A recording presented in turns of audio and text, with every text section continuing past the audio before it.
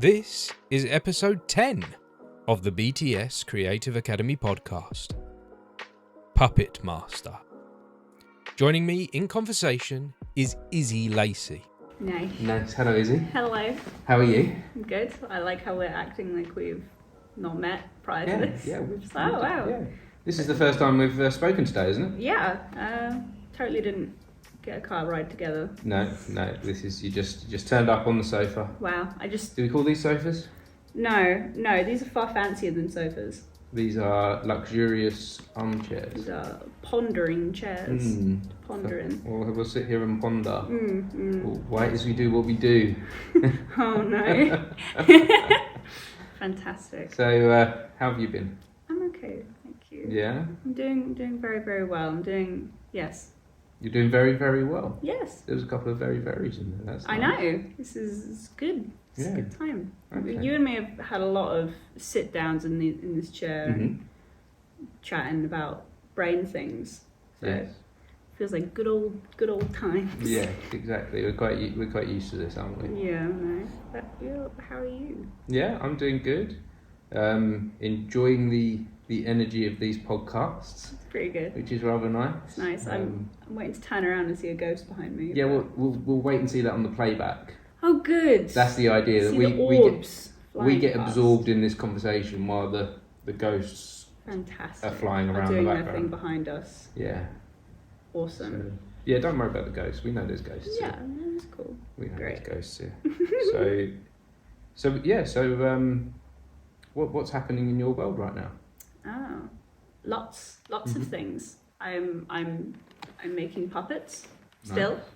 I'm working on a production of Winnie the Pooh with Caroline, who works here, and it's going to be here at the Victoria Hall Theatre in October. Sorry, Caroline, if that's wrong. No, that is right. The Brilliant. October half term. Yeah, that's right. At the Victoria Hall Theatre in Harlow, Essex. Yeah. It's the premiere of a new production, isn't it? Yes. So Brand new. I've spent the last 6 months working on the puppets for it all, which was like probably the coolest project, or at least one of the coolest projects I've worked on, because Caroline is a huge fan of Winnie the Pooh, and she's been raised like obsessing over it, and so the fact for her to come up to me and ask me to make them into stage working puppets, I think is such a huge pressure, because I really didn't want to mess it up, but I'm really happy with where these puppets look. And it was really nice.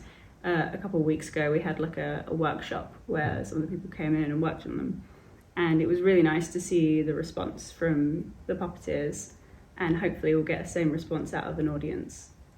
So have you had a team of people making these puppets, or how does these puppets come together? I make them myself, Right, okay. in my own space. I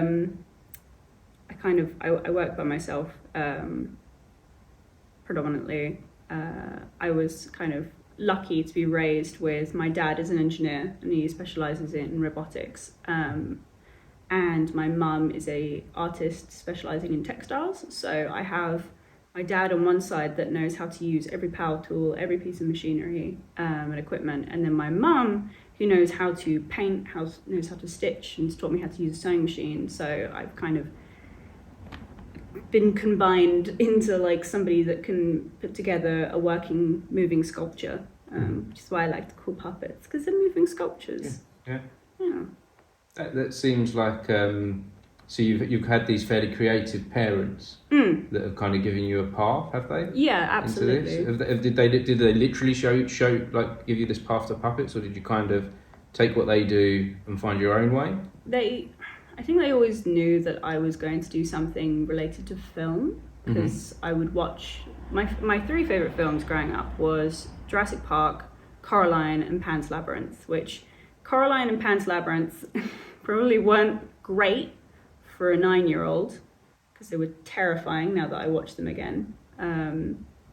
But I loved them for their practical effects. I think I watched the behind the scenes of those films more than I actually watched the films themselves, because I was so obsessed with learning about how the puppets and how the animatronics were made. Specifically with Jurassic Park, I would literally replay the making of on loop, learning how they made these robots. And that's what I thought I was going to do, was get into animatronic work. But that requires the ability to understand math, which I do not have. So yeah, I kind of moved on to puppets, which I after obsessing over film and wanting to do animatronics and then realizing that requires math, I didn't really know what I wanted to do. And then funnily enough, when I came here for the first time when I was 16, I was working on a production with some other people called the Dark Hale and Casebook. Okay. So that's a throwback. And that was your beginning to theatre? Yeah, I'd say so. I'd done when you were a kid, you're put into like ballet and acting, and I did Stagecoach for a while and all that kind of stuff. But no, actually, they were short on a role for a character, and they were like, "We need somebody, anyone." And they turned to me and went, "You act?" I was like, "Not really." And they're like, "Okay, fine, you'll do." And so I was kind of put into this production, but it was only when we got in for the get-in, and I was watching them assemble the set on this stage, that I was like, "Oh man, that looks like fun. Like I want to do that." And they were like, "Sure, we will use an extra pair of hands." So I started painting sets, and then I started going to theatre more because I got back into it when I was 16. And then I went to go see a production of The Grinning Man at Trafalgar Studios. Yes. Yeah. And I don't know if you've seen that. I have seen it, yes. Yeah. Did you like it? I did enjoy it, yes. I did very much enjoy it. Dark, quite dark. That is the correct answer. Yeah. I remember watching that and seeing the scene where the children, the characters, when they are children in the play, are portrayed by puppets. So they have their actors operating the children versions of themselves. And there's a scene where they transition from these puppets into these adults.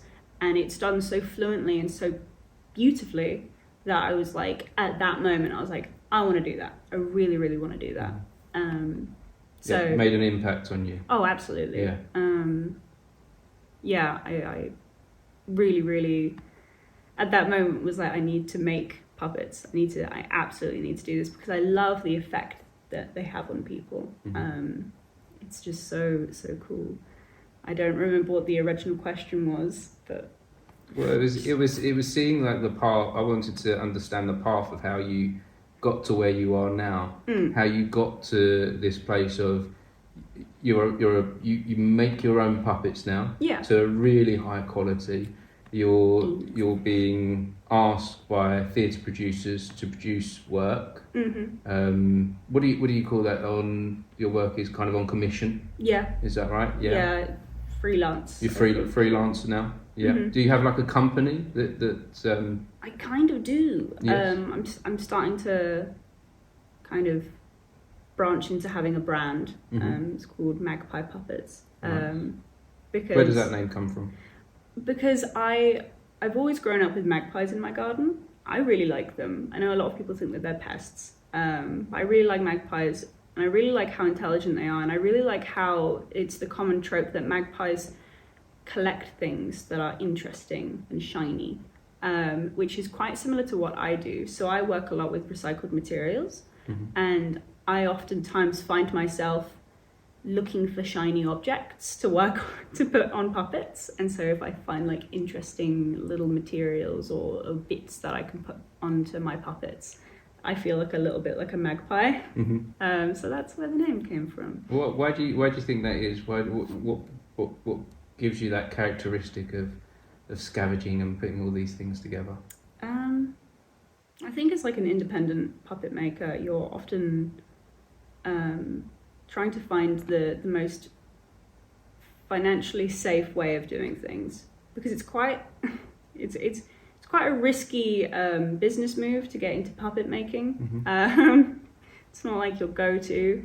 And so I'm trying to be as affordable with my puppets as possible. So I often recycle my materials, I recycle my projects and things like that. And I think that kind of gives it its charm as well, because oftentimes a lot of my puppets weren't made from just like off the rack material. They came from materials that I found in antique shops or things where they clearly have a history and a past to them, and to remake them into a living creature, I don't know, it's got this charm. You definitely to it. have a signature design, don't you? That's definitely the I'm going to call it the Izzy design. Yeah. Don't you? There's definitely does that come from any, have you have any inspiration from anywhere for that design? Yeah, I'd say. So I went to go see a screening of Warhorse. It wasn't. I haven't actually been able to see Warhorse in person. I think I'd be too busy crying if I did. But I went to go see a really good screening of one when I went to Norfolk, and I realised that the beauty of puppetry isn't the texture of it. It's the silhouette and the movement. And so, for example, if you're looking at Joey, you know what he looks like. He looks like a horse, but when you get close up to him, he looks almost like a woven basket, or like a kite.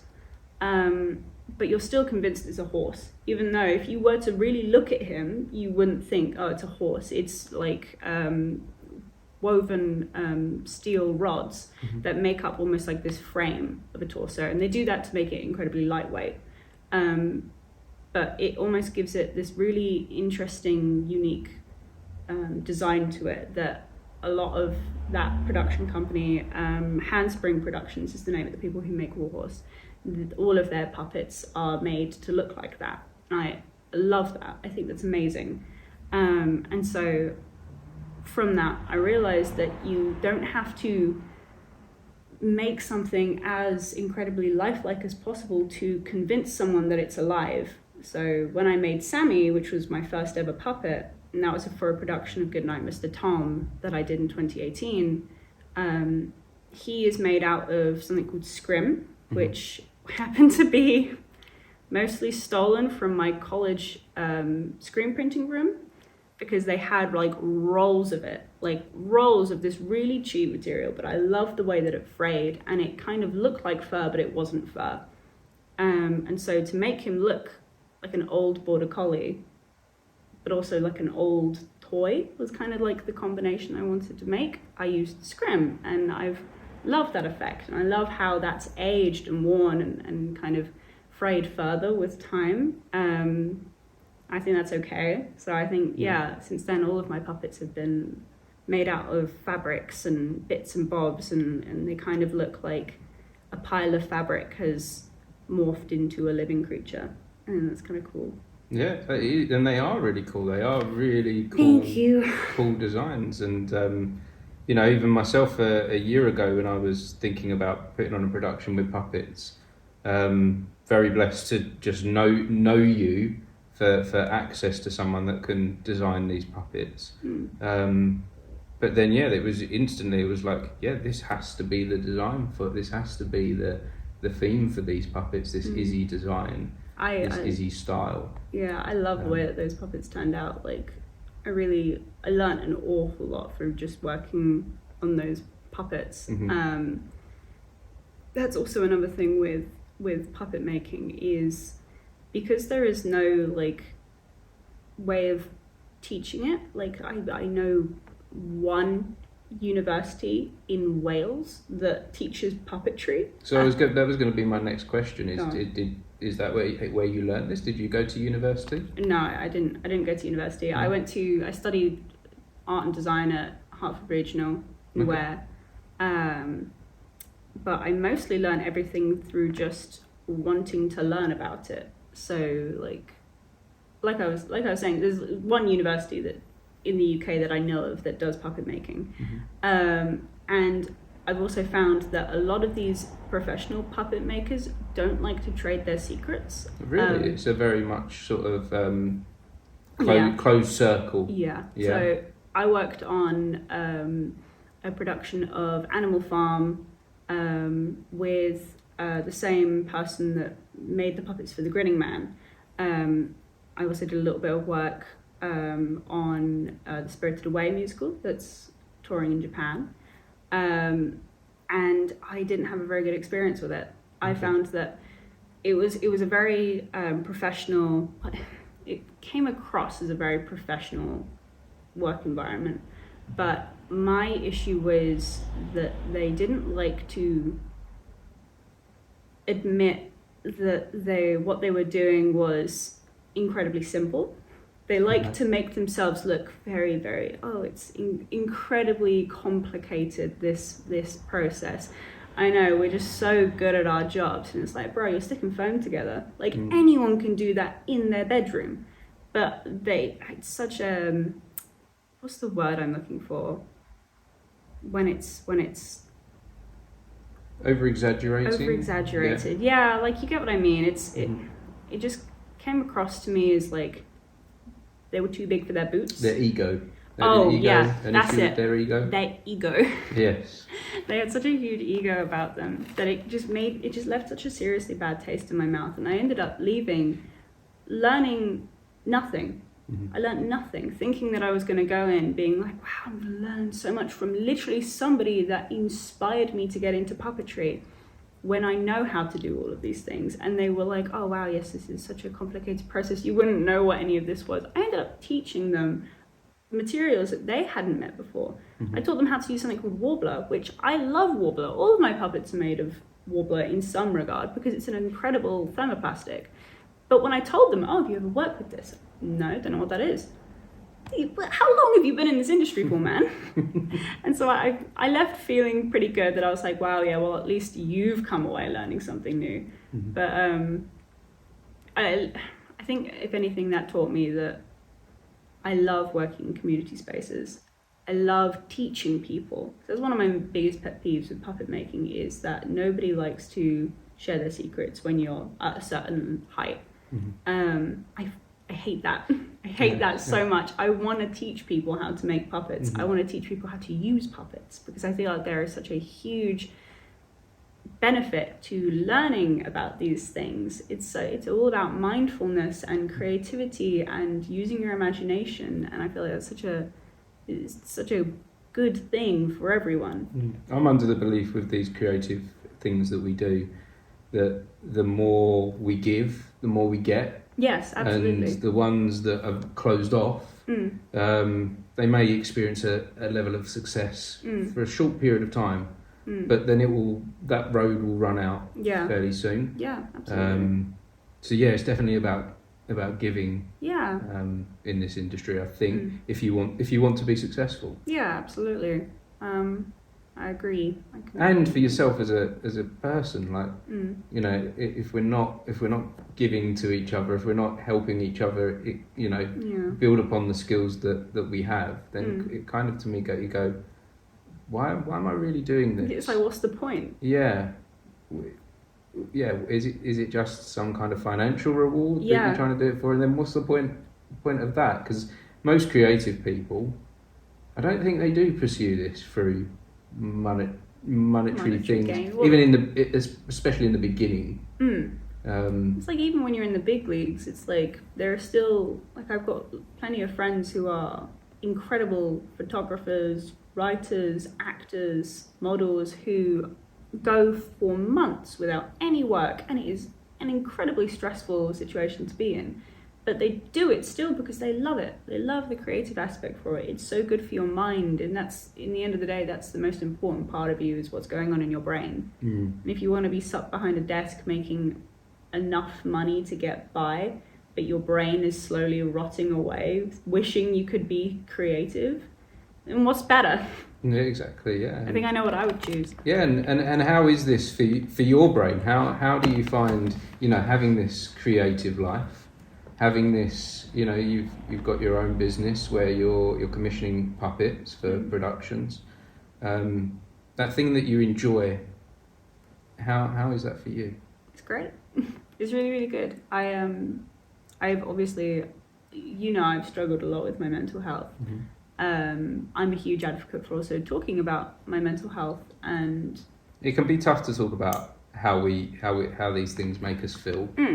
Been something that I can focus on. I feel like that's such an important thing if you're the kind of person that gets too deep into your head, is having something to focus on that doesn't focus on how you're feeling.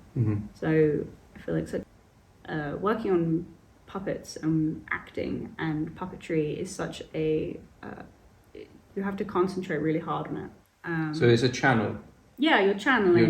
You're channeling your effort into creating something from nothing. I think as well is that, so I would consider myself a fairly emotional person. So I would say same for me. Yeah, we're all very emotional people. And I've had a lot of experiences with my emotions where I felt great deals of sadness, great deals of anger, great deals of kind of joy, all these different emotions. And as a puppeteer, I feel like I'm better able to channel those things into puppeteering. Because you can kind of get into the mind of this inanimate object and kind of imagine what they would be feeling show in their posture, in their movement, in everything that they're doing. So yeah, I think. Would you say so? You design the puppets. Are you a puppeteer as well, or is that something more towards the future that you're looking to do more of? Yeah, I'm getting more into it. Because you fully, I can appreciate you fully understand how to. Like I've seen you do workshops with the puppets, and you fully understand how to make them come alive. But I don't think I've seen you on the stage with puppets. Is that right? No, not yet. Not yet. No. Yeah, I found that. So I initially I was acting a little bit, and then I have anxiety, and I get quite severe stage fright. And that came out of the blue because I used to dance, I used to sing, I used to do all this different stuff on stage, and then kind of I think as I kind of hit teenage years, I kind of got a little bit more self-conscious, and I didn't like having eyes on me all the time, and so I became very anxious. The thing about puppetry is, and I've always said this to people getting into puppetry, is don't worry about what you're doing. Worry about what the puppet's doing. Because if you screw up, people aren't looking at you, the puppeteer, they're looking at the puppet. And I think that's such a great thing for people that want to get on stage but don't quite have the confidence to do it, is to get into puppetry, because it means that people aren't looking at you, they're looking at the puppet, and especially if you're doing a good job of it. So you feel more inclined as an anxious person to do a really good job with your puppet because you don't want people looking at you. I think that I am gathering the confidence to do more on stage now. As a puppeteer, as a puppet maker, you have a very good idea of how much your puppet can do before it breaks. So I've had a lot of people that haven't done puppetry before talk to me as I'm doing a demonstration, or if I'm showing off a puppet, and go, wow, you can really move that thing. Like, I didn't realize how much you could move that puppet before it broke. And I'm like, well, yeah, because I've had to do all these tests before it, while I'm making it, before it breaks. One of my things I always do with my puppets is I throw them across a room, and if it breaks, then I'm not doing a good enough job, because I've met plenty of actors who Actors are the worst. I have handed something that I have literally essentially pretty much welded together to them, and they will return it to me in multiple pieces. So please start again. I'm more impressed than disappointed. But I hopefully will be doing more acting soon. More puppetry. I am working on something that's kind of cool. Okay. Do you want me to tell you about it? I do, yes. Oh, especially here. Okay. Got to get that content. Come on, tell me about this thing that you're working on. So my project, I always think it's very important to have a personal project while you have a professional one. So now that I'm done making the puppets for the Winnie the Pooh thing, which I am an additional actor for, but that's okay. That's not as intense as making them. I now have all this time to start working on my own personal project. And when I'm not thinking about puppets and art, I'm thinking about dinosaurs. And I've told you about this before. I'm a sucker for natural history and biology and paleontology. I think that it's fascinating. It's one of my other things that I will deep dive into and read books upon books on and watch all these documentaries on, because I love it. I think it's fascinating. I have recently almost finished making a dinosaur puppet, which is of a Sinosauropteryx. Do you know what a Sinosauropteryx is? I have no idea, no. No? I do not. A Sinosauropteryx. Sinosauropteryx. No, I don't think I've ever had one of these. Did you watch the second Jurassic Park I did, movie? yes. The one with Jeff Goldblum? Yes. You know the little dinosaurs At the very that eat beginning girls? of the film, when the boats land and Yeah, and the little child, girl is it gets, a child or gets she eaten? gets munched by the little green things. Yes. So that's called a Compsognathus. Okay, that's a type of dinosaur, which is like little dinosaur that stands on two legs. A Sinosauropteryx is a similar thing to that. Okay. So it's like part of the same family. Essentially, it's a little dinosaur, stands on two legs. My son's going to be hugely disappointed in me that I don't know this dinosaur, because he's always loved dinosaurs, and he would reel off all these names over the years, and I've probably heard along the way about this. And I've been to the Natural History Museum a number of times, and it's great every time. Yes, yeah. But so you're making this puppet at the moment. You're making this puppet, but the reason why I chose this particular dinosaur in particular is because it's one of the most understood dinosaurs that we have, because we know exactly what pattern it had and what color it was, which is really, really cool. How do we know that? We know that because the reason it's such a small dinosaur that when it died, it was preserved flat onto a rock, like how you press flowers on paper. It's kind of like that, but it was pressed in a way that we could see around its skeleton is the imprints of fur, and that fur kind of stopped in patches along its tail. And we could tell that meant that it had a stripy tail. So it had this long ring-tailed lemur kind of like tail. And then some really smart people in a university somewhere got a microscope and zoomed way in on these little proto-feathers, which is what they're called. It's like old feathers. They zoomed way on them, and they could see these little shapes that kind of look like little grains of rice. And they kind of cross-related that. What's that word where you look at it and you look at something else to kind of compare them, sure. Where they compared them to that of modern day feathers, and they could tell that those are color pigmentation like molecules, like those are little like cells that contain color. And so by cross-referencing these different it's the same thing. By cross-referencing these structures with living structures, we could tell that Sinosauropteryx was ginger, a little ginger and white stripy tail with a little black mark along its face and around its eyes. It had counter shadings, it had a white belly.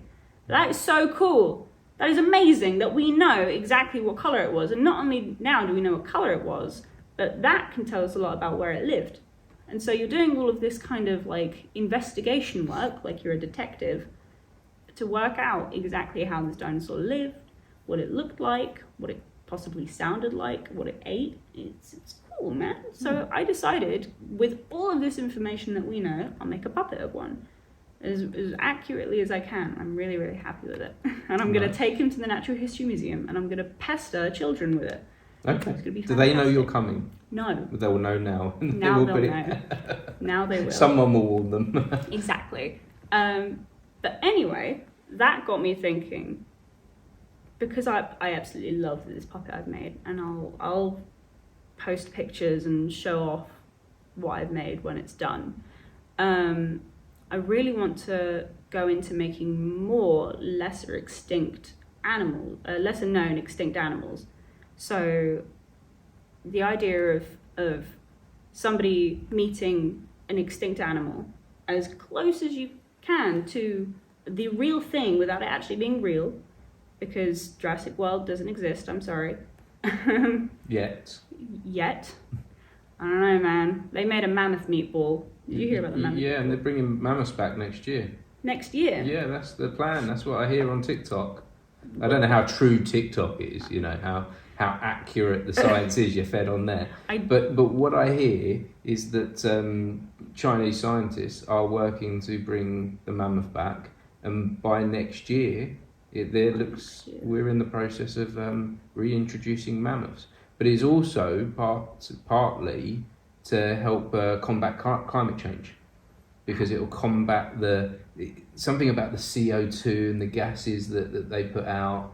I don't know the science. I've probably even partially misheard this. I mean, TikTok is like not the best place to get the scientific knowledge.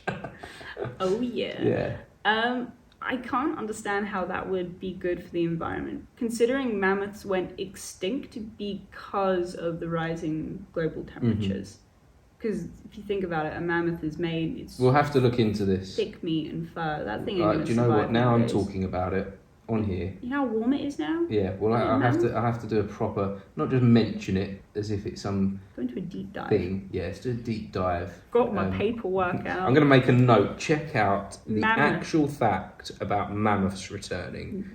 But it wouldn't surprise me if the science is leading. Google giant meatball. Is going that way. So tell me about the giant meatball. What's this? The giant meatball. It's a thing that I saw on Instagram. Again, another fabulous source of knowledge. Apparently, it's made of mammoth meat, but it's a meatball. Okay. Yeah, and it's made. They like got the cells in like a petri dish of a mammoth, and they like multiplied it or something and made a giant meatball. Well, I think we're going to see it in our lifetime. I think we're going to see mammoths in our lifetime. My parents thought they were going to see flying cars in their lifetime. Maybe that's the thing. All we've got is climate change and a housing crisis. This sucks. Oh man. But anyway, what were we talking about? It sucks. It sucks. Mammoths. Extinct animals. That was it. Crisis. That was it. Yep. That was it. Have you ever heard of a Tasmanian tiger? I have, yes. Yes. I want to make a puppet of a Tasmanian tiger. Nice. I think that'll be a full circle for me because it's dog shaped, and the first puppet I ever made was a dog, Sammy.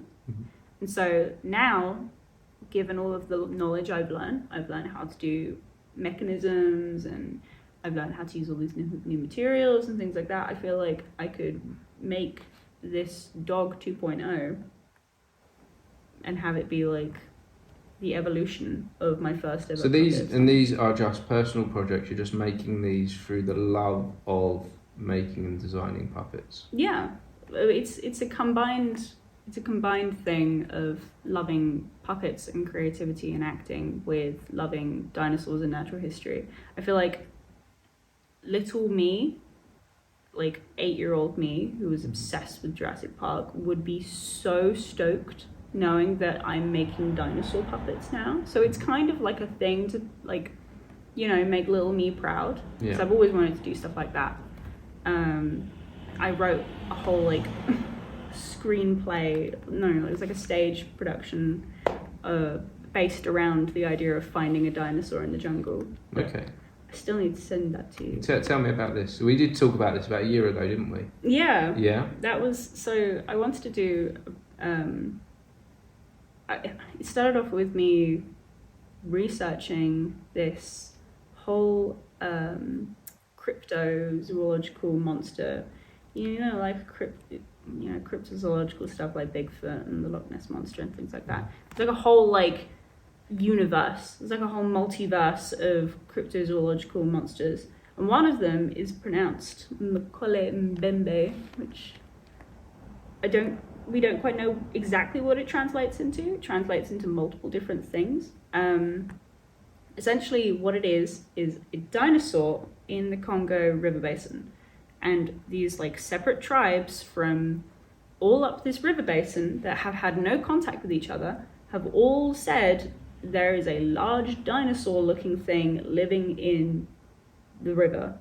And it's like they've described it all in a very similar way. Apparently it's got 4 legs and it's got a long tail and it's got like a horn thing on its head that it uses for like ramming down trees and stuff, and it makes a very specific noise.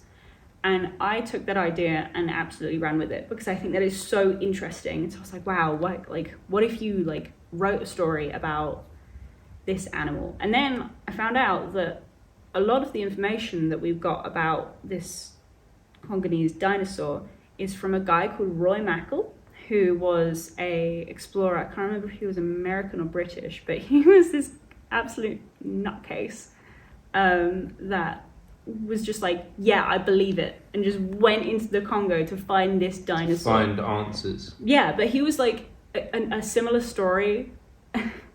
The story about this guy is he made a boat and his very own harpoon gun that he made himself, and he sat in the middle of the Loch Ness River for like 24 hours overnight trying to find the Loch Ness Monster, almost giving himself hypothermia because he was so absolutely sure that his harpoon gun would get the Loch Ness Monster. But I love him. I love him so much. He kind of feels like this absolute crazy, mad scientist who desperately believes in this thing. And so I decided I really wanted to make him into a character, and make this story about him and a group of people going to the Congo to find a dinosaur, and they actually find a dinosaur, and have it be kind of like a short like kids production, because it would be going into more so about everything that you'd find in the Congo, because there are some incredible animals in there. Have you ever heard of an okapi? No. You don't know what an okapi is? Google okapi. Google okapi. It's like a half zebra, giraffe, reindeer thing. It's really weird looking. It's like it's wearing like zebra print trousers. Right, okay. It looks really goofy looking.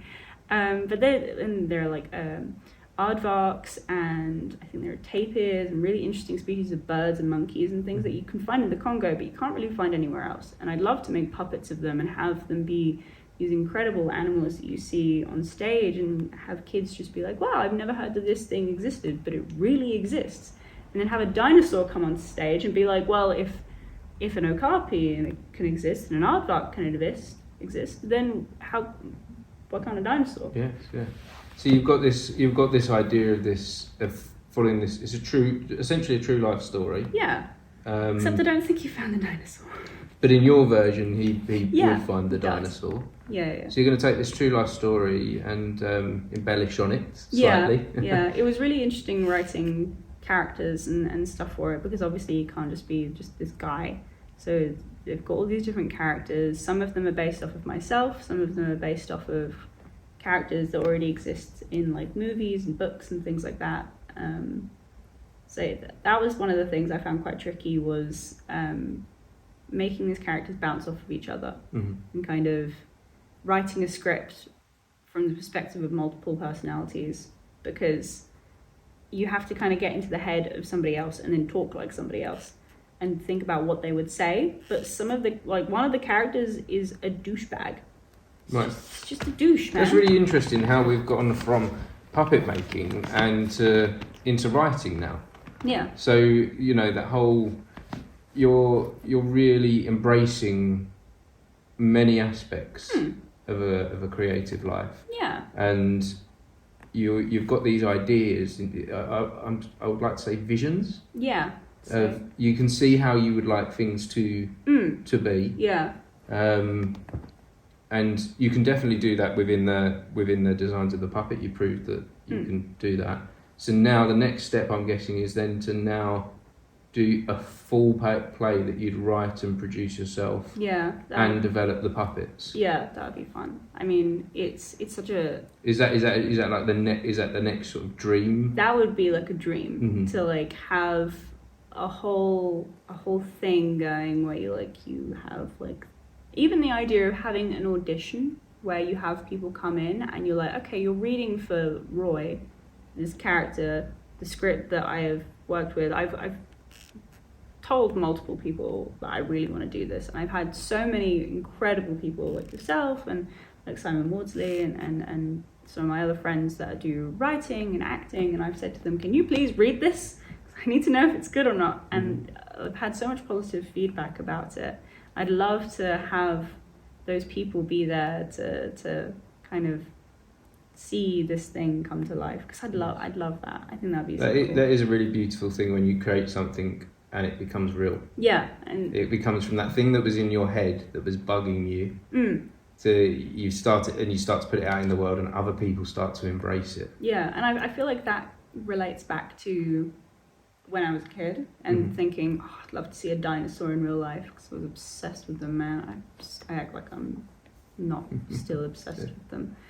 And I feel like so many times I've thought to myself, man, wouldn't it be cool to see a dinosaur in real life? Wouldn't it be cool to see like what feels like a living, breathing animal reacting to the environment around it and responding to you and the audience, and seeing, you know, how it moves and how it eats and how it runs and sits and does all these things.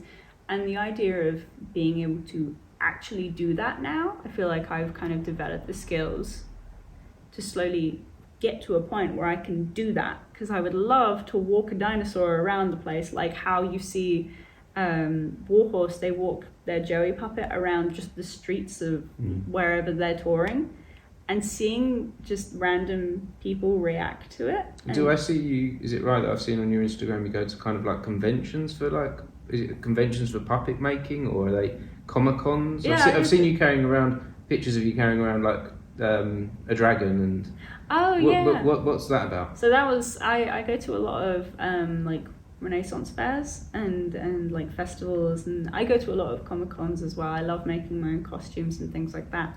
That dragon that I made, his name is Opal. He was a passion project that I did through lockdown. So while none of us had any idea what to do with our times, I really wanted to make a dragon puppet. And I'd seen a few tutorials online for how to do it, but I kind of, it goes back to that trade secret thing. Not a lot of people like to give up their information on how they did things. Either that or they're just really bad at explaining themselves.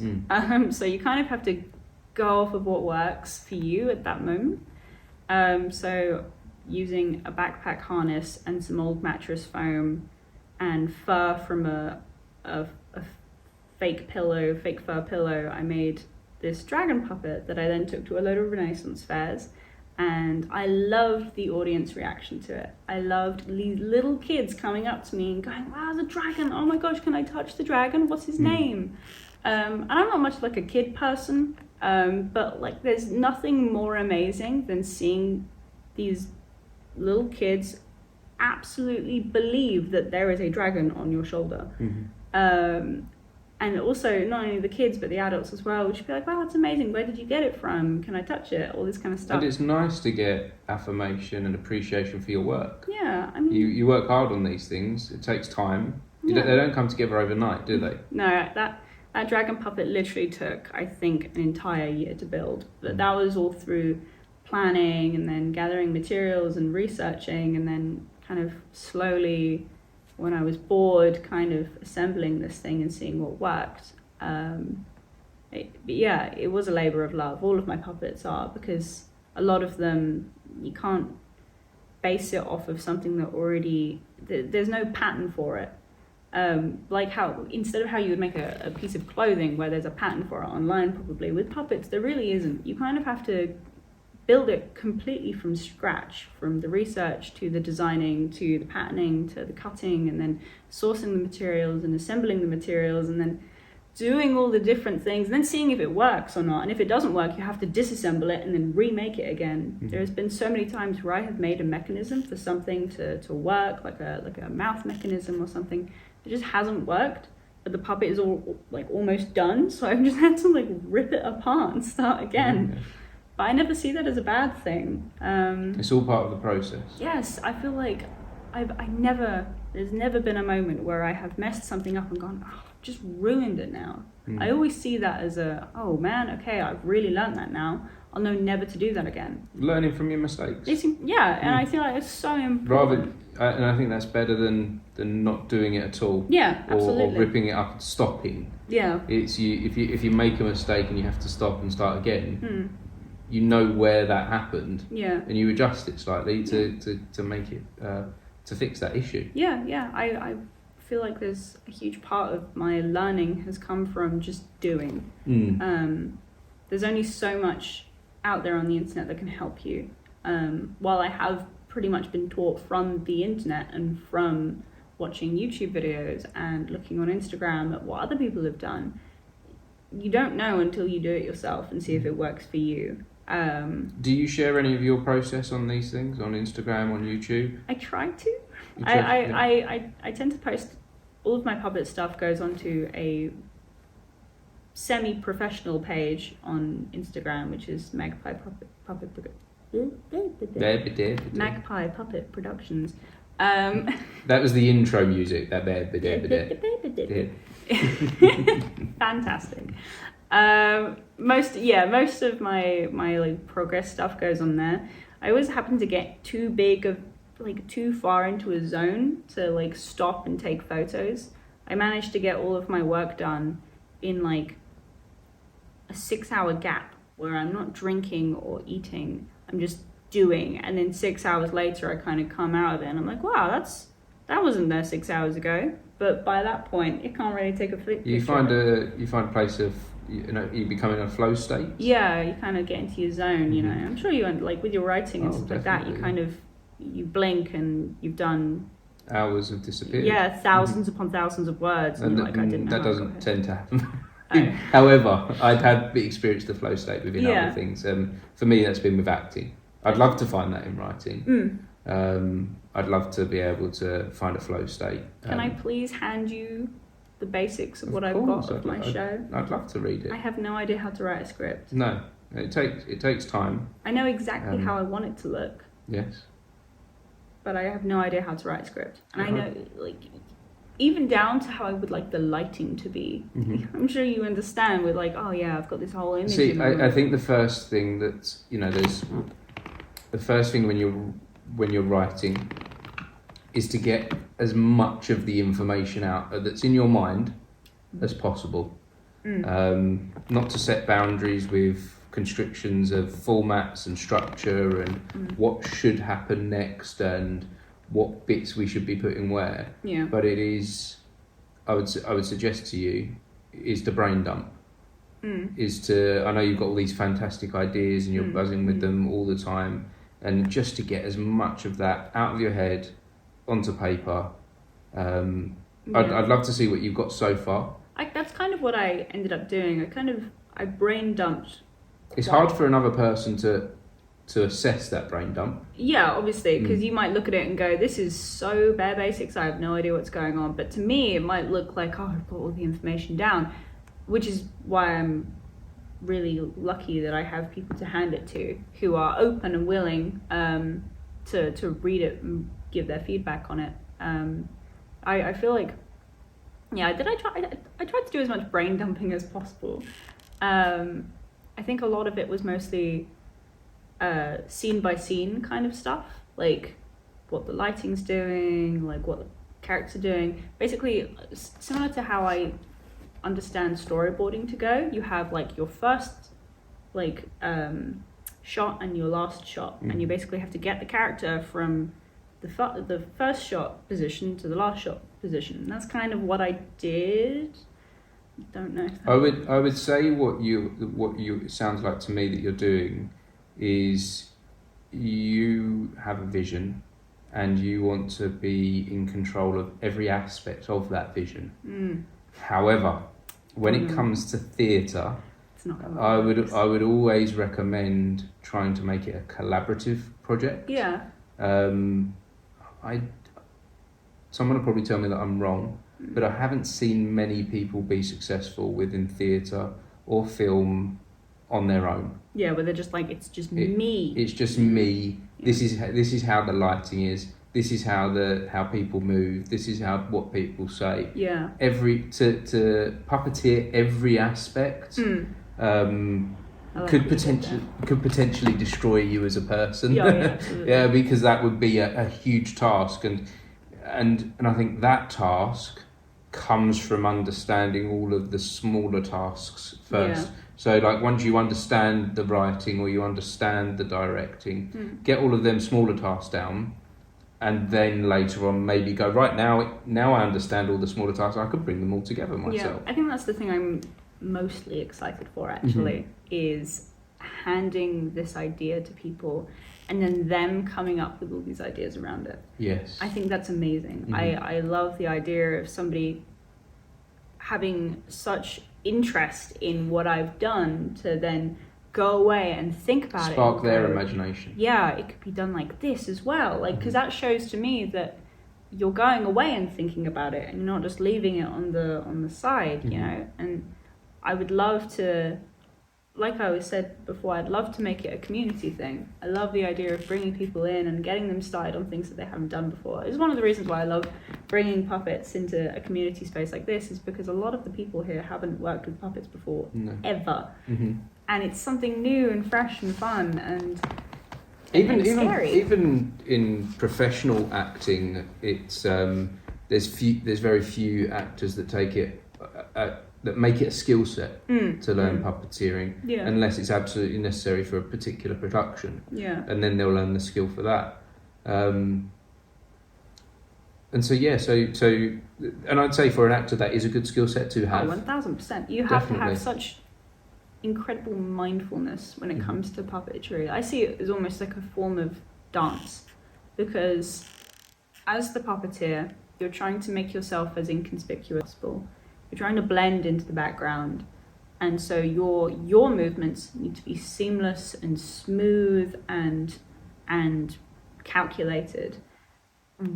While you're doing that, while you're worrying about what your own body's doing, you have to worry about this whole other entity that you're trying to convince the audience is a real thing. And alive. Is alive. Yeah.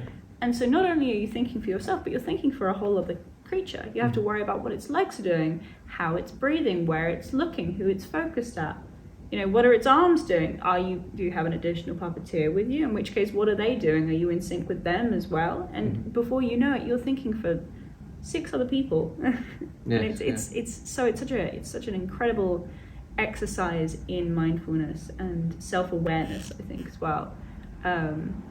While you still also have that shield of being the puppeteer, so somebody who is less confident in themselves can still be on stage and still be a participating member without having to worry about all eyes being on them.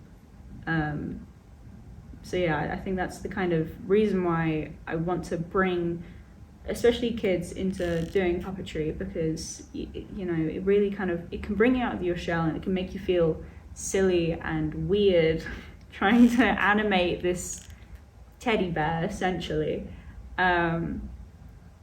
but also done right, you can look like the most professional person in the room. There's nothing more satisfying than picking something up and seeing the world, like seeing the audience go, wow, how are you doing that? And it's so cool, man. I think it's such like a cool skill to have. And when you see those puppets come alive and have a life of their own, and you almost forget the puppeteer's there. Yeah. I mean, have you've seen Warhorse? Yeah. Yes. Yeah. You said that before, didn't you? Yes. Yeah. That's okay. Sorry, I'm so into it. I always go back to that as an example.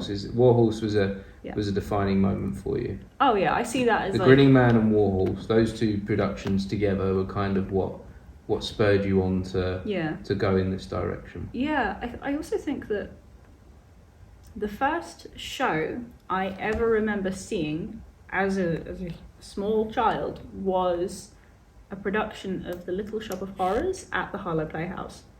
And they had the big puppet. And I just remember like being tiny and thinking, how did they get the giant plant on stage? Like, that is so cool.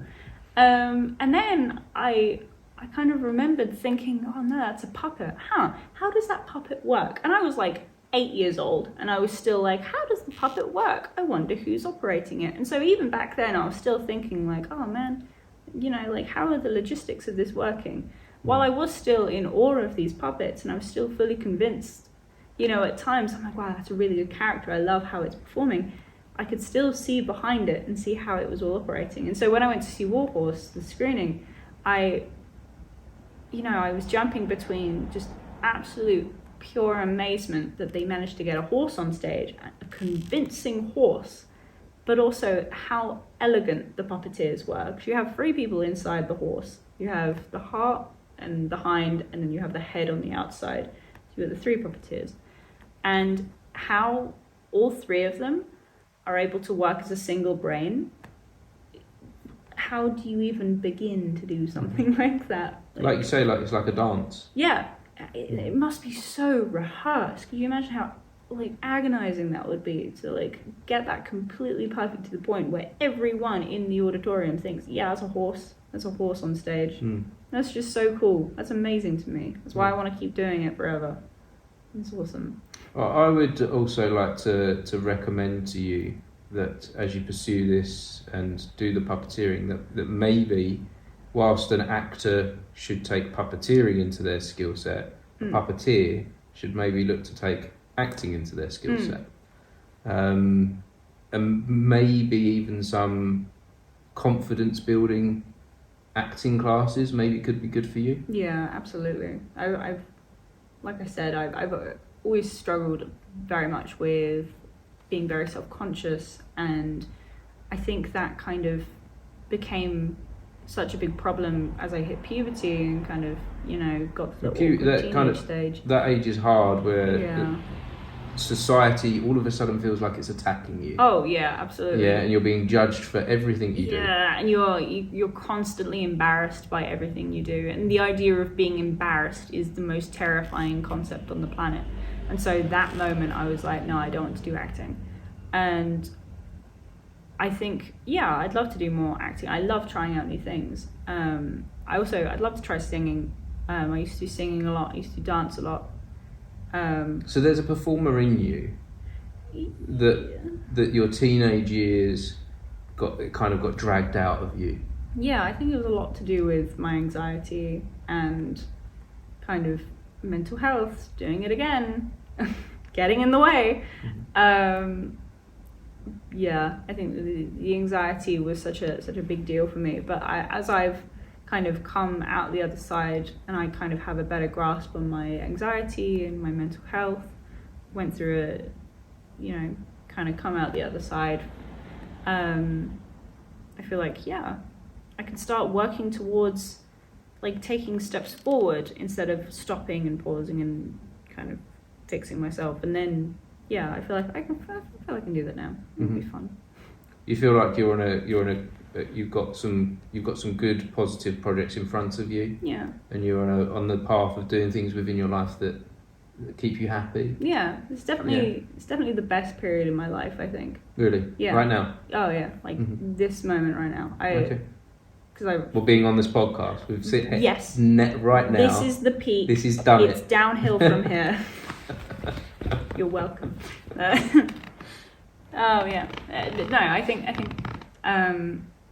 Yeah, I've definitely kind of embraced my mental health, and that was a huge thing that was holding me back was my brain and struggling with my brain, which, you know, everyone can relate to in some aspect. I think that it took me a long time to kind of understand myself and understand what I really wanted to do. And I went through a whole phase of thinking, oh man, I can't be creative. That doesn't get me money. How am I going to buy a house if I don't have money? And then I realized that the thing that matters the most is being happy. You know, all the other stuff comes afterwards. You got to be happy. You got to do what makes you happy. And what makes me happy is focusing on making puppets and dinosaurs. Yeah. And we haven't really touched on your art yet. So there's your art is a massive thing, and Sorry, I don't want to slap. You can slap. That your art is fantastic as well. You are an artist, aren't you? Yeah, I mean that was the thing I started out doing. You know, when you're a kid, you get handed crayons, and then it's like the least messy form of art you can do is drawing on a piece of paper. So I started out doing drawing, and drawing still has like a huge place in my heart, because I think when you're doing more 3D stuff, it all starts on a piece of paper, and so yeah, I do lots of digital pieces and lots of painting and drawing and character design and things like that, and it's still my thing. Definitely more into my puppets and my 3D work now, but yeah. But the art will always be... 2D work still has like a place in my heart. That's nice. Good. Just gonna grab a drink myself. Just making... Oh yeah, scratch it. Grabs. So where was we? So your art So you've got your puppets, you've got your art, you're involved with a production at the moment that's going to be on later this year. Yes. What else is going on for you? You still work in the Geek? Is it called the Geek Retreat? Yeah, I work at the Geek Retreat. It's just in Harlow, upstairs in the Harvey Centre. You stop by. Which is a geek-themed cafe. Because I've grown up playing video games and loving movies and enjoying nerd geekdom culture. And so when that job opportunity opened up, I was like, sounds like fun. I'll do that. The perfect environment for you. It's great. I love it. We play lots of Dungeons and Dragons. And you get paid to be there whilst playing games. Yes, I get paid to talk about Dungeons and Dragons and waffles for people. I don't know about you, it's a pretty good job. It's good. You tried to play Dungeons and Dragons, didn't you? I did try Dungeons and Dragons. I tried once. I remember that was a really bad example of Dungeons and Dragons. Yeah, I am so sorry. It was a very interesting eye-opener into the world of Dungeons and Dragons. It wasn't. I'd always wanted to play Dungeons and Dragons. And I attempted with my son to play at home, but it didn't really work out. Just like the two of us playing, we got very lost in what the hell are we doing. You don't play Dungeons and Dragons with two people. No, so it didn't work out at home, and then so you invited me along with some friends. Yeah. And you invited me along, and I remember that the guy that was running it, he was very friendly, but I don't think he was fully prepared for a new member within the group. No. Yeah, he's a really sweet guy, but he very much struggled with somebody that literally had no clue. Yes. Which is where you were at. Like, normally when you go into D&D, you have like a base level understanding of what's going on. You know, you make a character and then you go on an adventure. I didn't know what the dice were called. You don't know what the dice were? Yeah. What is a D8? I don't know what a D8 is. Yeah. You mean I had to roll a dex save? Yeah. What's a dex save? This was like beginner I was. I was going in very blind, and I think he turned me to mush for the evening just to get rid of me. To get rid of you, yeah. That's the really good thing with Geek Retreat is that we provide a incredibly welcoming, beginner friendly space for people who want to try out these community-based games like Dungeons and Dragons, like Magic the Gathering, Yu-Gi-Oh, Pokemon, all these different things. And we have a great time. We host evening events. If you're interested in learning about any of our, it's turning into a sponsor. If you're interested in any of the events that are going on, if you want to learn how to play Dungeons and Dragons or Magic the Gathering, or want to come along and play some board games, the Geek Retreat Harlow is on Instagram and Facebook. So you can take a little look.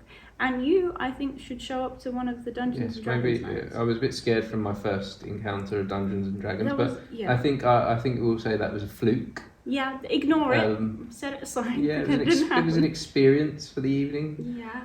No, I would like to try again. It does look like something that I would enjoy. Yeah, I think. What is it you enjoy about those kind of role play games?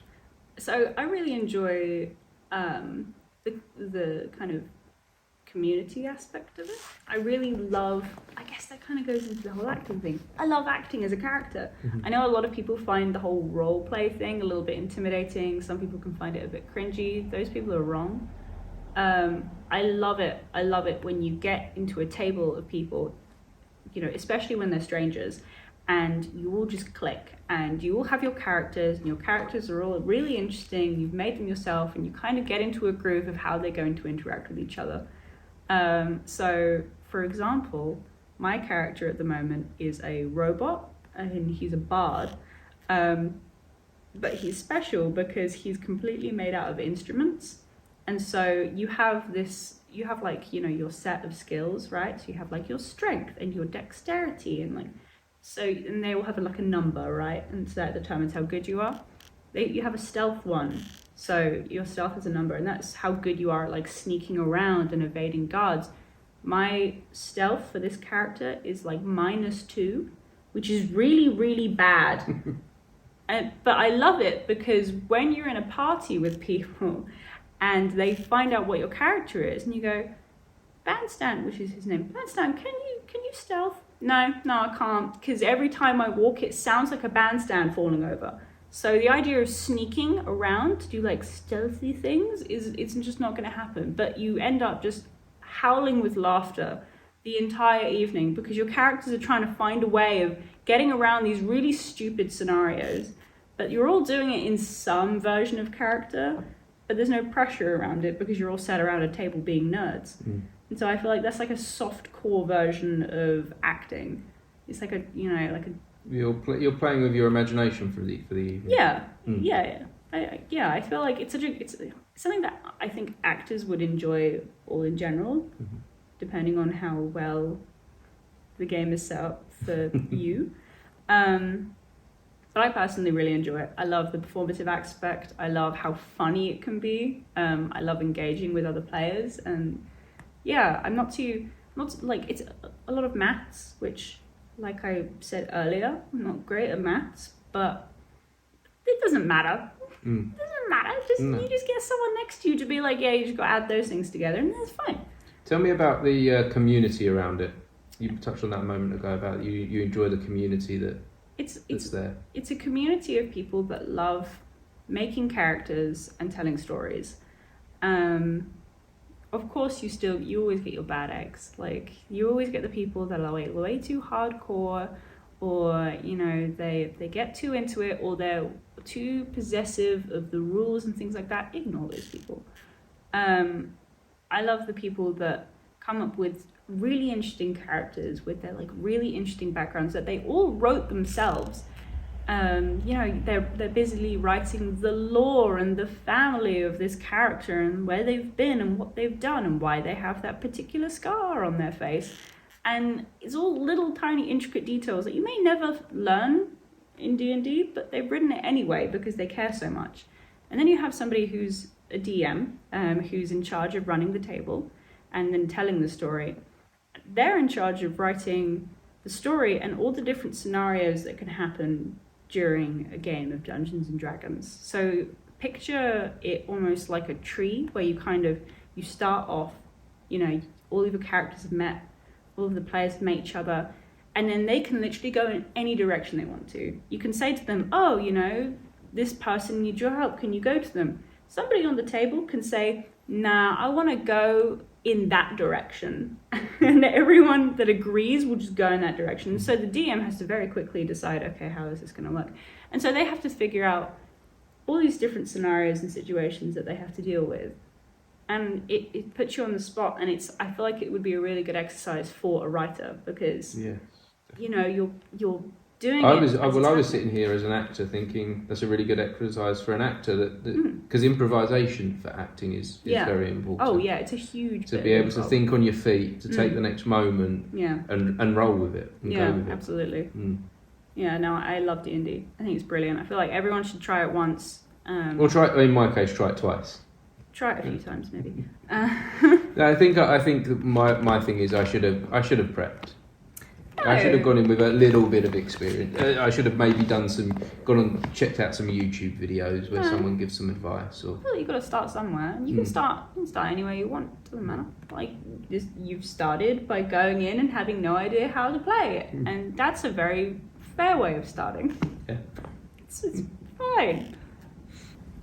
So this is So that's that's D&D. So that's D&D. That's D&D at the Geek Retreat. It's good. It's a good time. I've painted a lot on the walls in there as well. Have you? Your art shall be found on the walls. My boss, shout out to Tom. Hi, Tom. No, I'm joking. Basically, it's a really nice big open space, and he knew that I painted sets and I've painted big things before, and so he kind of gave me free rein to paint on the walls however I wanted, which is really funny because I'll be halfway up a ladder painting some eldritch monster, and a little kid will come in and be like, "Wow, I love it!" And it almost sends you sailing off the ladder because they've jump scared you. But it's another thing like that. Like, you see people come in and be like, "Oh wow, that looks really cool. I love how that's been painted," and I get the pleasure of saying I painted it myself. And it kind of makes it feel like a little bit of me in there. Yes, yeah. There's a lot of projects that we want to do that involves painting all over the walls and making the place feel really unique and really interesting. And so it's nice that I've put a little bit of my personality in that place. And it felt nice to be trusted with that responsibility as well, because it is a business. I don't want to paint something on the wall that, this company's going to be like, why is that there? I can hear you speak of this place with a lot of love. I love it. It's comfy. It's like the nicest conventional job I've ever had. Like it's an amazing time. Everyone that walks in is friendly, alternative. It's a very LGBTQI plus friendly space. We host pride events. We have art clubs. We have literature clubs. We have board games nights where random people can come in. Sounds like a very unique cafe. I love it. I love it. It's the best kind of cafe. Sounds like you found your tribe there. Yes, absolutely. I've made so many friends through working there. Like, I didn't even, like, the amount of people where I've met that I've become friends with, that I was like, I didn't realize all of you people were local to Harlow. And it's just hordes of, amazing nerds that I love like-minded so people. Much. Yeah. Like, they're great. I love all of them. Could I guess that you mentioned that you're feeling like this is one of your life is feeling pretty fulfilled at the moment. Yeah. Is having these people around you, these friends, would you say that's a big contribution to that? Oh, 1,000%. 1,000%. I went through a period of having to get rid of really negative stuff in my life, because I struggled a lot with depression and my mental health, and I realized that a huge contributing factor of my depression was the people I was surrounding myself with. COVID especially didn't help, because you're trapped with people you don't like and trapped with people that are toxic and treat you poorly, and that messes you up more than anything else, is being surrounded by negativity and toxicity. And so I had to purge all of those people out of my life. Even the people that I thought that I loved were the people that were still holding me down. And since then, I have focused on surrounding myself with people who I know care. And I feel like that's so important. And I've preached that ever since, is if you don't feel like you're in a good space and you're not surrounded by the right people, you need to leave, because those people are going to suck the life out of you. And I am very much like a person-orientated person. It's very difficult, saying is a good way of putting it. When people suck the life out of you, it's often hard though to leave. Yeah, 1,000%. I've been in positions where I've felt like I've been trapped in situations with people where I've had relationships with people where I've gone, well, this is my life now, forever, as like a 20-year-old. Like, you've got so much life ahead of you, and it is hard to, when you're younger, hard to see what's ahead. Yeah, like, you're so miserable and you're so sucked into this little tiny bubble that you think that this is it for the next 60 years. It's like, no.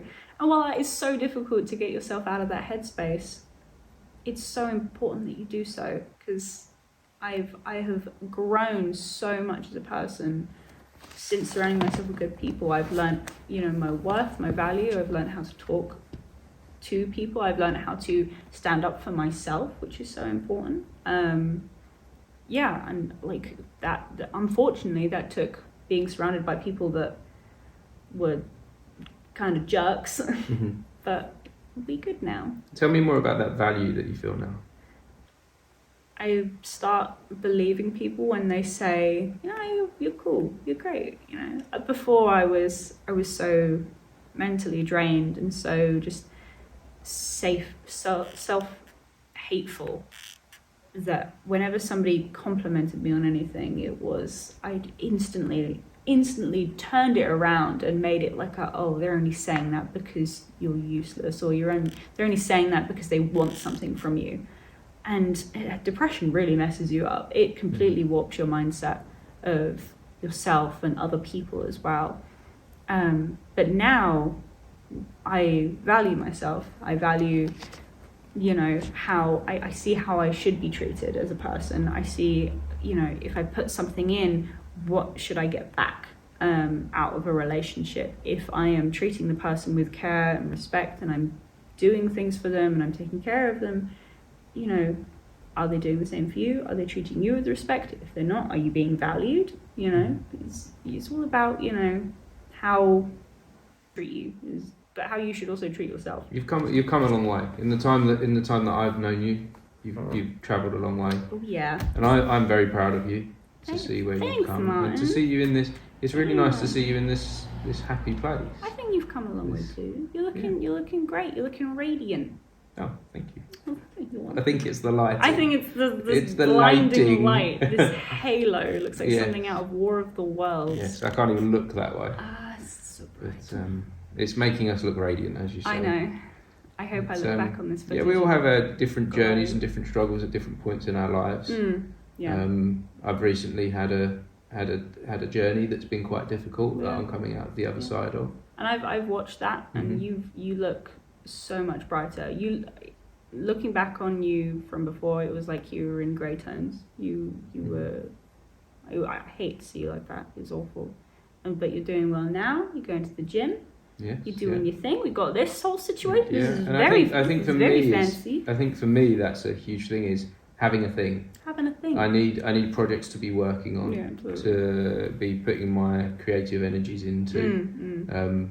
Otherwise, I do get a bit lost. Yeah, absolutely. I agree.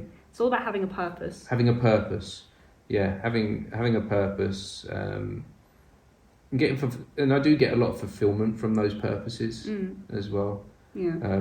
It's when I don't know what the purpose is that I find myself in a dark place. I think it's more so giving yourself a purpose as opposed to looking for a purpose. Yes. Because you get people who think, oh, my purpose is only getting a job and earning money and buying a house. That is following a purpose that society has given you. The purpose that I have chosen is to make puppets, and for you it's to write and do this and be creative and talk to people. That is your chosen purpose. That is as valuable as any other purpose out there.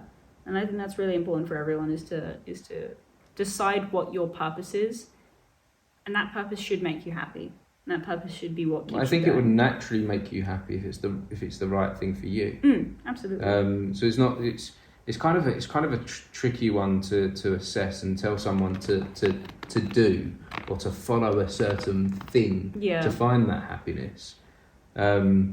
Especially when you're in those dark places. Yeah. You can't see it. Yeah, it's like the saying of like, oh, do what makes you happy. Well, sometimes it's what makes me happy. What makes me happy? Yeah. Like, how do I do that? And how do I create, and often it's like, how do I create that out of thin air? Yeah. You know? I've found a lot of happiness actually within having these conversations on the podcast. And I did create this from thin air. Yeah. You know, I'm doing this on my broken laptop. I'm doing this on my mobile phone. Ghetto setup. Do you know, I'm doing it with the things that I already had. Yes, I invested in a couple of nice little microphones. But essentially, I did find a way to create it out of thin air. Yeah. But when you're in a dark place, it's hard to see that. Oh yeah, 1000%. But for me, it was about having an idea and just starting with it. Just going, right, here's step 1. Yeah. Here's step 2. Yeah. Rather than going, okay, a podcast, I need to get that out there and it needs to be all this big thing. And like looking like into the future. Yeah. No, it's what's step 1 today? Right, we'll do that. Step 1 today, get the microphones. Yeah. Step 2 today, make sure I've got GarageBand set up on the laptop. Step 3, improv your life. It's good. Yes, yeah, and essentially that's worked better for me. Oh yeah. In creating a path and giving me the fulfillment that I need. Yeah, that was the thing for me when I came out of my depression. I went from thinking, oh, what am I going to be doing in a year? What am I going to be doing in 2 years? I went from that to going, all right, what am I doing tomorrow? Then that's it. I don't think a year in advance now. And if I do, it's only good things. I think about, oh, a holiday I'm having next year, or oh, I'd love to get this puppet made by next year. I don't think about, oh, I need to have this done by then, I need to do that by then. I don't think about all the negative stuff that happens in a year in advance. The future is there. But the past is there, thing. but the now is. Yeah, that's what's important. That's what's making you happy, is what's going on right now. You know, you're not going to think about. Like, is this a good space? Is this a good environment? Zone. You know, you with people we care about. We care about each other in this. You know, we're having a conversation with each other, and the world is good right here, good. Right now. I nearly burped into the microphone. Oh, I've had a few burps. Go and watch Luna's episode. Oh, was it Luna? Yes, it was. I'm pretty sure. Yeah, it was Luna. I was doing a really meaningful bit, and she gave a massive burp, which I'm definitely going to be sharing that moment on social media. Yeah, clip that. Yes, that's going to be a clip that will be shared. Speaking of Luna, yes. I don't know how long we have left. We have as long as you like. Fantastic. It's a 12-hour long. This is gonna be the week-long episode. The week-long episode. We just go on about stuff. You're gonna have to break it up. Did you see Sparrow Luna's production of Enough? I did, yes. You did, didn't you? I met you there, didn't I? You did see me there. My memory is atrocious. Yes. What did you think about it? I really enjoyed it. Yeah. I thought it was an important story to tell. I really appreciate them as a group. Yeah. As a group I love what they're doing. I don't want to sound like a condescending older person because these group of kids coming in. Yeah, all these kids. Because I am getting older now, and I do. I'm getting older. I'm going to be 40 next year. You're fine. Which I don't like. My body's starting to feel older, but in here I don't feel 40, and I'm struggling with that. It is. But I remember what it was like being a young 20-year-old and the challenges that you face in the world. And I really appreciate them as a group of young adults putting together theatre. I think because I know how hard that is. Yeah, I think they're going somewhere. They are absolutely going somewhere. I feel like if anything, like, all of their productions have been fantastic. I saw their first ever show that I thought it was amazing. I didn't get to see the second one, but I heard it was amazing. And Enough was very, very, very, very, very well done. I thought that it was such a honest telling of somebody that struggled with mental health, and going out afterwards and hearing everyone's different perspectives on it was so interesting to me, as somebody who has a very similar story to Billy's, as somebody who has struggled through the mental health system, who has struggled with their own brain and their relationships with people. It was interesting to see how, not only how he was depicted by the actor, but also how people perceived him in the audience. So you had people coming away thinking, oh, that Billy is such a pain in the ass. Go for it. Such a pain in the ass, you know. And then you had other people felt awful for him, just felt absolutely awful for him. And I wrote a review on it and talked a little bit how it really affected you. Oh, deeply. Yeah. There were moments where I was like, "This is intense, bro." Like, it made me cry quite a bit. Isn't that a beautiful thing that theatre can do that? Oh, 1000%. I feel like they should be very, very proud of the fact that they were able to make a lot of people cry over some incredibly raw, very difficult to watch stuff. Like, it's very easy to make people cry over, oh, look at the puppy. But when you're making people cry over somebody who has actively done awful things, struggle, and still make you feel sorry for him because you've told it in such a way that you understand him and you've seen what he's gone through and you can see what's going on in his head, that making you cry you've done a good job of that, I think. It was nice. I got to talk to the lady who wrote it as well. I can't remember. We're terrible people. Luna's mum.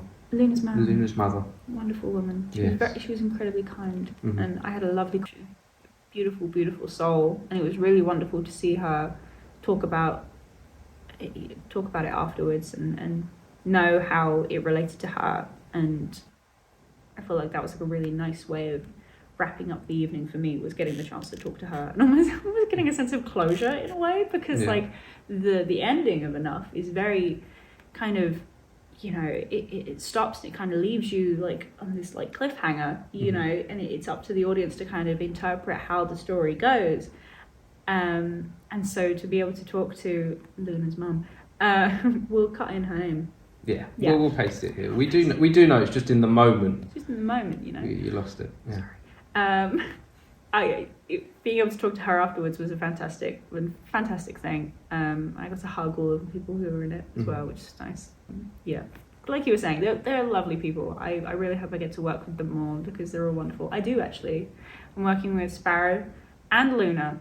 In the Winnie the Pooh? In the Winnie the Pooh production that's happening at Victoria over half term. So we actually, from some of these different groups and different things that we do, and we do have a community within like the theatre world that we live in as well, don't we? We're interconnected with different groups. Yeah, absolutely. There are like all kinds of people that I've faces new and old. You know, I'll see people come in. I'll be like, I haven't seen you in ages. You know, but they'll still come in. You know, and it's nice that it almost feels like a weird little family of people. Yes, yeah. One of the things that I like about these communities that we have is the learning of experience that we can get from each other. And like the development and growth that we can experience, even through watching somebody else's play, you can come up with things that you may not have thought about before, and elements of storytelling that you liked or disliked, and it just seems to be very important to me that we have a community of creatives. Yeah. That's creating new stuff. One of those little things that was like that. Not only did I enjoy just all of the cast of Sparrow Luna, but we have a guy who did the lighting for it, Will. I know him as Will because he's my mate. Love you, Will. He's a fantastic light guy, and he came in because of your production of Narnia. And we didn't have him before, and now he's like a guy that comes around, and he's a fantastic light technician. And you know, he's a great guy as well. He restores vintage aircrafts, like old aircrafts, and he sent me some fantastic pictures of some of these old aircrafts that he's been busily mending, and they're all made out of wood. Made out of literal plywood, and you're like, I'm scared of flying anyway. I don't want to go in something that looks like it was made out of the contents of wicks, you know? Really?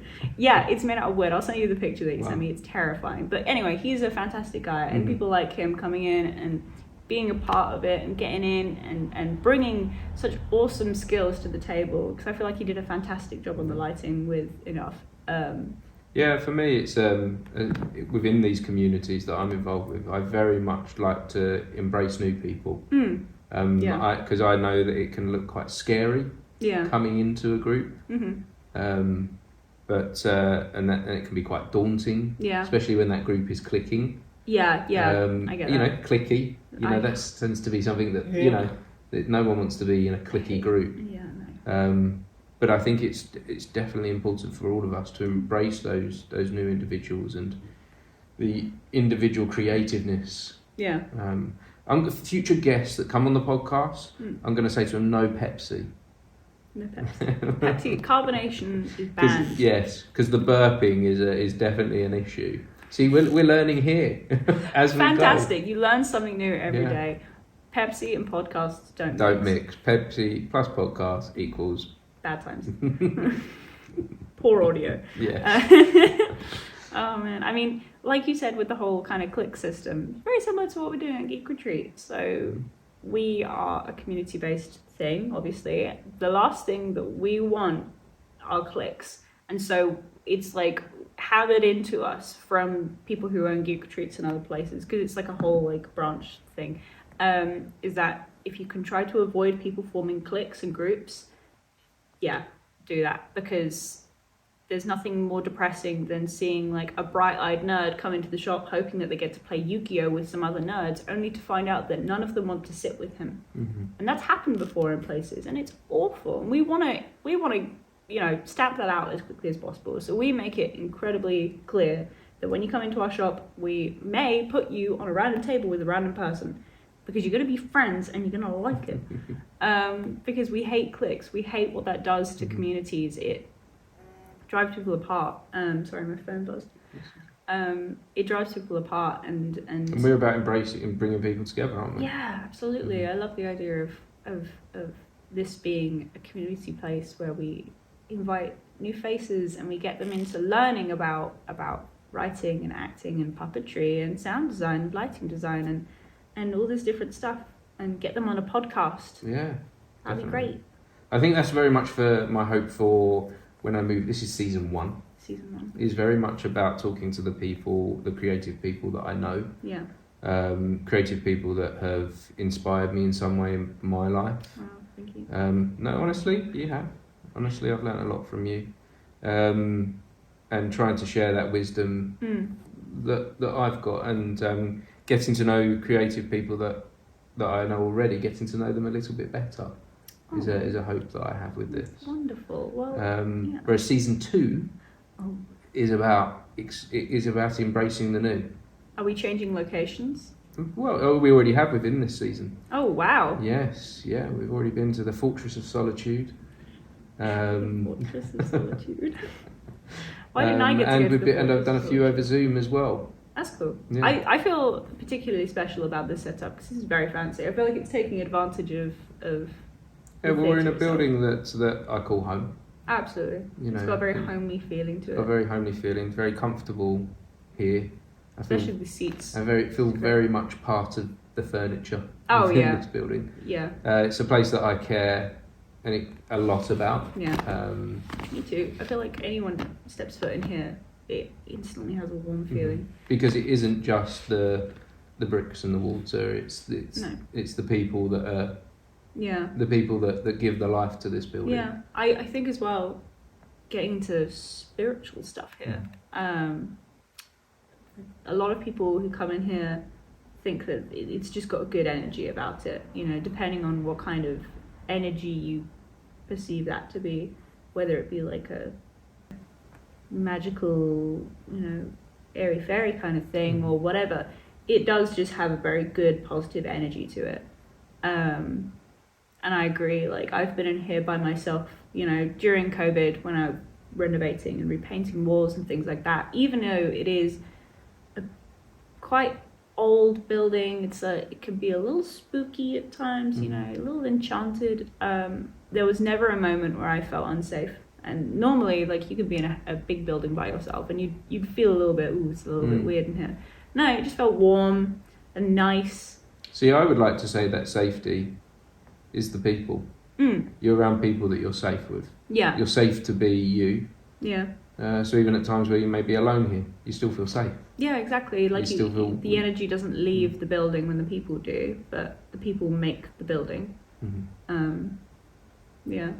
I'm incredibly excited to be working more here, and kind of working with people that I haven't worked before, but working with people that I haven't met before, doing new things, trying new stuff, having a good time. Yeah, in general, yeah. It's gonna be good. And keeping that positive life going. Yeah. That upward trend to how things are feeling good. Yeah. Things are good. Things are great. Yeah. I went to a concert yesterday. Come on. Got absolutely destroyed in a mosh pit. It's looking good. So can I touch on that things are good in life at the moment? Yeah, sure. And ask you how you're doing at looking after yourself? I'm doing well. I'm doing very well, actually. I'm going to the gym, which we totally didn't meet at the other day. Yeah. No, that'd be weird. No, I've. We could go to the gym. We could go to the gym together. Yeah. You want a gym buddy? Podcast at the gym? Yeah, we'll be listening to this at the gym, of course. We will. Just listening to my own voice at the gym. Cringe. No, can we just listen to Luna burping? Yes, we'll do that. Yeah. Fantastic. Not only has this been mentally the best place I've ever been in, it's physically the best place I've been in because I've been going to the gym. And I have always had a huge struggle with self-confidence, like I said, not only with how I act, but also like how I look as well. Like, when you're a kid, people like me can relate. You know, you're suddenly very self-conscious, and you know, you suddenly want to look a certain way and be a certain way, and that stuck with me for a very long time. And so I've had this really awful relationship with my body and how I take care of myself and how I see myself. And I've tried the whole exercise thing for a very long time, and I'd always been going in with the wrong mindset. But it was only after I came out fully from my recovery that, because I'm fine with talking about it. I spent some time in hospital for my depression. It wasn't a fun time, but I feel like it was a huge turnaround in my life, because I had been doing the same stuff over and over and over again with my depression, with how, you know, I would spiral and then I would recover and then I would relapse and then I would spiral and recover and relapse. And that was all because I had completely the wrong mindset. So when I went to hospital, that completely changed. A lot of stuff clicked and changed for me. I suddenly got the help I needed. I was put on the right kind of medication, and I was suddenly realizing that, you know, I had control again, which didn't happen overnight, but with enough time and patience, I suddenly had control. And that also included how I looked at myself and saw myself. And I went from wanting to be skinny and wanting to look pretty to wanting to be strong. So my goal is, I would love to pick up a fully grown man and throw him over my head. That is where I want to be. And I know that there will be people that are like, oh, but that'll mean you can have giant arms. Good. I want giant arms. I want giant Arnie arms. You want to be hench. I want to be swole. Mm-hmm. I want to scare people. I want to flex. And I know I've only got noodly little arms right now, but one day. And that's the thing I'm working towards. And I find that that's completely changed my life, because I go in thinking, all right, I want to be strong. And suddenly it's this... Strong in body and mind? Yes, both. Because I feel like you have to be strong in mind to be strong in body, because it hurts when you're really working out, like... because your muscles hurt and you want to quit and you want to give up, but saying, no, I've got to finish this. It's teaching you some resilience in life, isn't it? Yeah, by doing that training at the gym. Yeah. You're teaching yourself to push through the toughness. Yeah, exactly. So yeah, I will come out of the gym feeling tired and sweaty, and then I'll feel hungry. And that's another huge part of my mental health. I've always struggled with my eating, because I've always seen it as like eating has always been a way of me for kind of making myself suffer. I don't know, with my depression, it's like, oh man, you don't deserve to eat, kind of things like that, because you're a terrible person, la la la la la. So I wouldn't eat. So I had a horrible relationship with food. But now when I go to the gym, I come out feeling hungry, but I also come out feeling like I've earned the ability to eat. And so while that isn't exactly where I'd like to be, it's a good start, because it means that I'm eating. And it means that I don't feel the guilt that comes with eating. And so, yeah, like, I feel like it's only kind of going up. I'm going to the gym, I'm getting stronger, and then not only that, but I'm also eating and getting, healthier. And then I feel good, because I'm like, yes, I ate something. And so then I'll go back to the gym again, and then I'll eat again, and I'll feel good. And now it's like an upward spiral. So you've found some things to put in place in your life to help that upward spiral. Yeah. Have you got some self-care things if there is a downward spiral? Because that may be inevitable, because I think it is. I don't think any of our lives are straight up or straight down. I think it's very much this, and very much a yo-yo. Yeah. Some people more extreme than others. Yeah.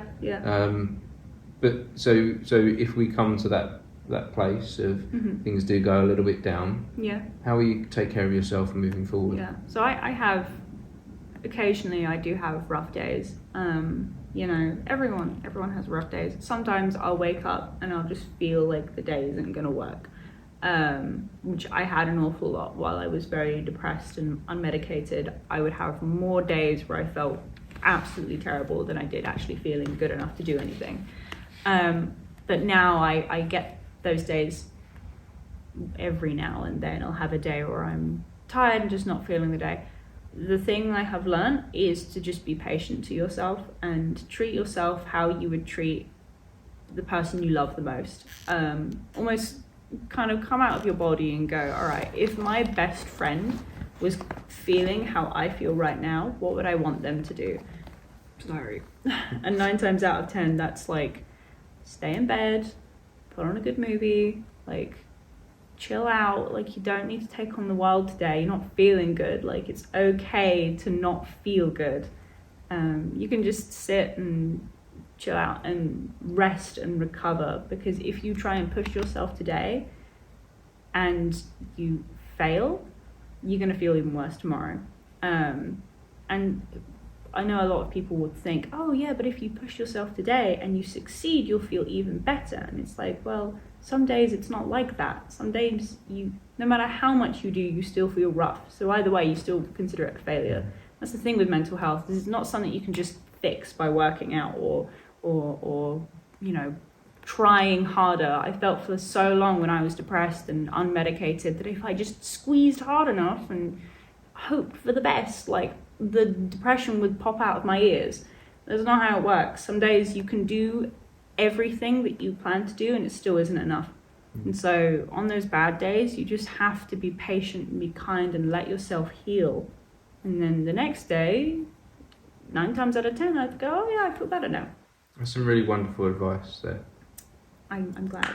That is. This is really, all I got. Yeah, no, that is really important. Sorry, my and it's nice to like I say, it's nice to hear it from someone that's had a journey from a dark place and is currently in a good space in their life. Yeah, I consider that one of the blessings of going through what I went through, because I went through, I would say, the full shebang of like the mental health system, going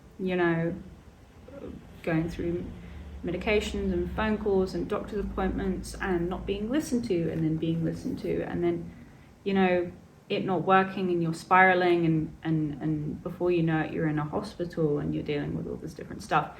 As much as I wouldn't wish any of what happened to me to my worst enemy, I am really grateful that it happened to me, because I feel like I can help others. Because, it's very well hearing advice from somebody that has no idea what you're going through. But if I hear advice from somebody that says, don't worry, bro, and I know exactly where you are right now, I've been there myself, this is what I personally did to get me through that, then I feel like a little bit more understood, Yeah, I guess that's a good thing that came out of it, was being able to come away with the knowledge of what to expect and how to deal with it. Obviously speaking from my personal experience. You've built that strength and resilience so that you can care for others and yourself. Yeah, it's important. Again, community stuff, people, it's important. Have you got any last words of wisdom that you'd like to wrap this podcast up with? Oh boy. From all the things that we've discussed today about creativity and the importance of that within mental health, have you got anything that you'd like to, any parting words? Oh boy, that's stressful. That is quite a demanding answer. Don't mix carbonations with podcasts. No. I would say do what makes you happy, even if it's little to start off with. I know that tough right now when it comes to getting the time to do things. We live in a world now that's all about making money and, living the hustle and doing the grind kind of thing. But your mental health comes before everything else, in my opinion. It comes before money, it comes before family, it comes before everything. If you're not mentally healthy, then you can't take care of any of those things. So you gotta really, really focus on your mental health, and you need to do what works right for you. Don't be afraid of asking for help. Don't be afraid of going through the system, because it's designed to help you. It can be intimidating, but it's there to help you. Use it to your advantage while it's free. And yeah, do what you love. That's it. Thank you. You're welcome. And I appreciate Thank you. I've had such a great time rambling. I appreciate you be sitting down and having this conversation with me today. I've had a delightful time listening to my own voice. These headphones are really Well, weird. I'll send you the tape and you can watch it as well. I'm truly grateful to my guests for joining me today and sharing. If you would like to find out more about my guests, you can do so in the description below. And as always, I'm grateful to you, the listener and the watcher. And so, as we continue on this journey of creative exploration together on the BTS Creative Academy Podcast, don't forget to like and subscribe